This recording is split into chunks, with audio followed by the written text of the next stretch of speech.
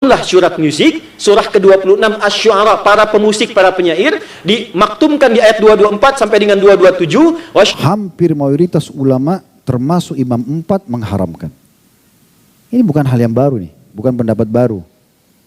Dan memaknakan syu'ara atau penyair itu adalah pemusik, ini keliru ini. Nabi punya seorang pemusik yaitu Hasan bin Sabit, itu juga keliru. Karena Nabi SAW itu dijaga oleh Allah dari sesuatu yang haram, termasuk dari musik ini, ya.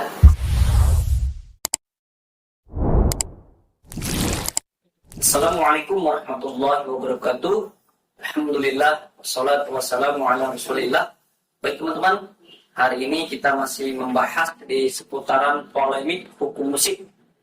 Karena ini sangat liar ya, layaknya seperti hewan liar yang dilepas oleh tuannya. Jadi sangat liar dan membahayakan bagi masyarakat secara umum. Saya di sini ingin menyimpulkan terkait dengan apa yang disampaikan oleh Ustaz Adi Hidayat. Tentu teman-teman juga boleh menyimpulkan terkait itu semua. Yang jelas sebelum menyimpulkan, pastikan teman-teman melihat video fullnya. Seperti itu ya. Dan sekarang saya ingin menyimpulkan terkait dengan apa yang disampaikan oleh Ustaz Adi Hidayat.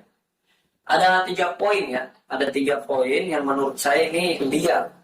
Yang pertama, beliau itu Ustaz Adi Hidayat menyamakan antara syair dengan musik.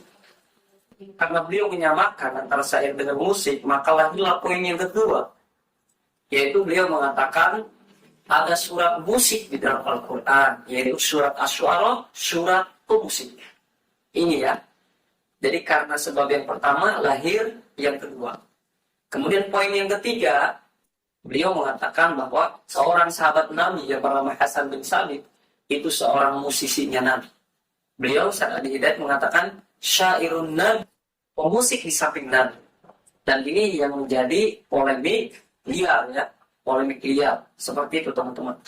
Dan tentu banyak sekali para ulama yang sudah mengomentari, menanggapi terkait dengan hal ini. Dan kita bahas poin nomor 1 dengan 2 ya. Kita dengarkan apa yang disampaikan oleh Ustaz Khalid Basalamah. Yang terakhir Ustaz sebagai penutup, ini juga isu yang sedang ramai dibahas di media sosial Ustaz.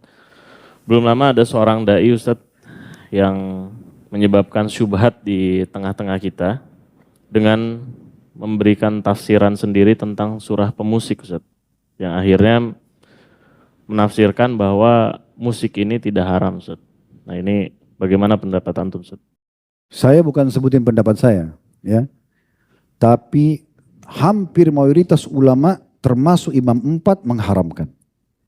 Ini bukan hal yang baru nih, bukan pendapat baru. Dan memaknakan syu'ara atau penyair itu adalah pemusik, ini keliru ini. Dalam bahasa Arab juga sudah jelas perbedaan mana penyair, mana penyanyi, kan gitu. Tidak selamanya juga penyair itu bisa penyanyi. Apalagi di masa dulu, penyair itu memang cuma susun penyair syair saja, gitu kan. Bahkan dibedakan juga dalam istilah bahasa Arab penyair sama penyanyi itu sendiri. Ya, sampai hari ini dalam kosakata bahasa Arab berbeda. Jelas ya apa yang beliau katakan tadi, bahwa berbeda sekali antara syair dengan musik. Itu jelas berbeda. Kemudian ini kekeliruan yang luar biasa, yang mana beliau menyamakan antara musik dengan syair. Makanya beliau mengatakan surat Asy-Syu'ara adalah surat pemusik. Itu keliru. Ya, seperti itu teman-teman. Kemudian kita bahas poin selanjutnya. Tapi sebelum membahas poin selanjutnya, bahwa ini hukum musik ini subhanallah ya, udah dari dulu sebetulnya dijelaskan oleh para ulama ya, termasuk salah seorang sahabat Nabi yang bernama Abdullah bin Abbas. Kita dengarkan ya. Itu juga dengan Abdullah bin Abbas radhiyallahu anhu yang meninggal tahun 68 Hijriah. Beliau mengatakan seluruh alat-alat musik atau ma'azif hukumnya haram.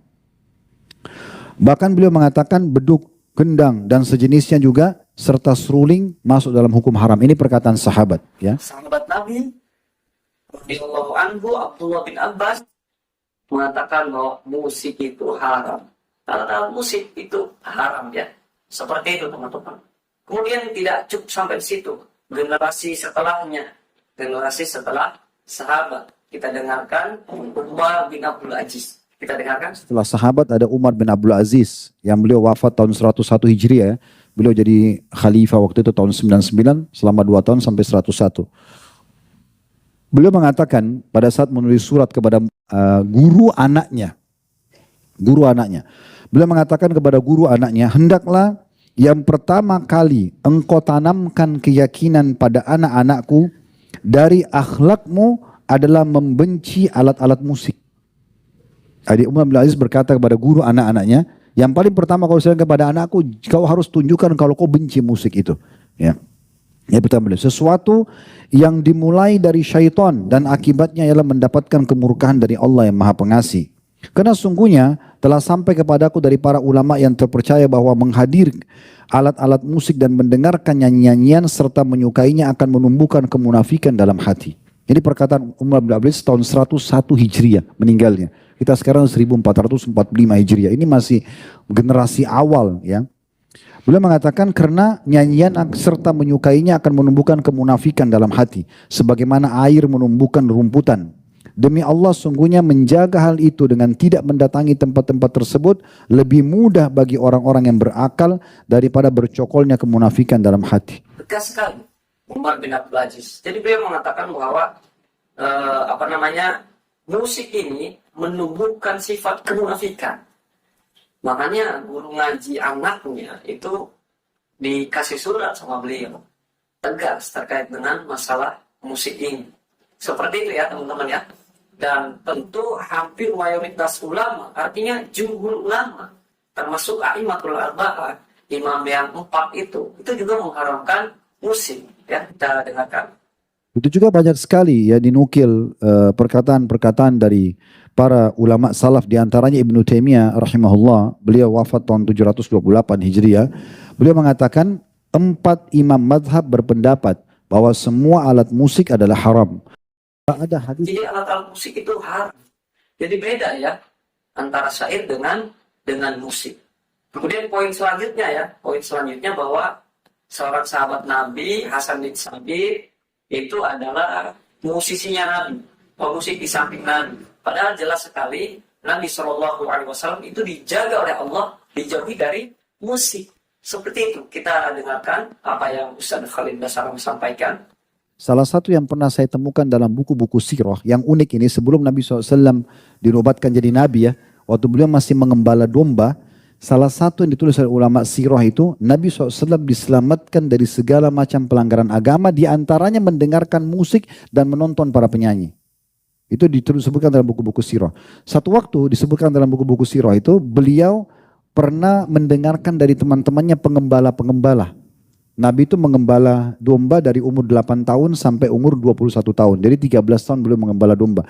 Tapi nggak disebutkan di umur keberapa, di tahun keberapa ini beliau, riwayat ini cuma dikatakan salah satu riwayat pernah beliau dengar dari teman-teman pengembalanya yang lain waktu kumpul, waktu beliau mau pulang sore hari mengembalikan domba-domba, mereka menceritakan semalam itu ada acara perkawinan dan ada penyanyi musik begini dan begitu. Sampai Nabi SAW tertarik mendengarkan cerita itu.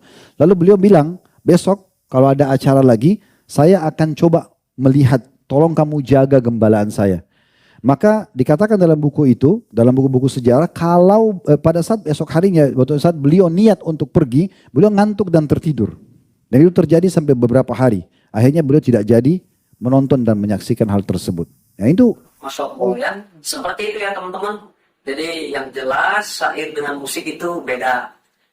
Kemudian surat Asy-Syu'ara, surat pemusik itu keliru. Mesti diluruskan ya, mesti diluruskan. Kemudian Nabi punya seorang pemusik yaitu Hasan bin Sabit, itu juga keliru. Karena Nabi SAW itu dijaga oleh Allah dari sesuatu yang haram, termasuk dari musik ini. Ya, seperti itu teman-teman ya. Jadi harus bisa membedakan dari itu semua. Semoga bermanfaat ya apa yang saya bagikan hari ini. Barakallahu fikum. Wassalamualaikum warahmatullahi wabarakatuh.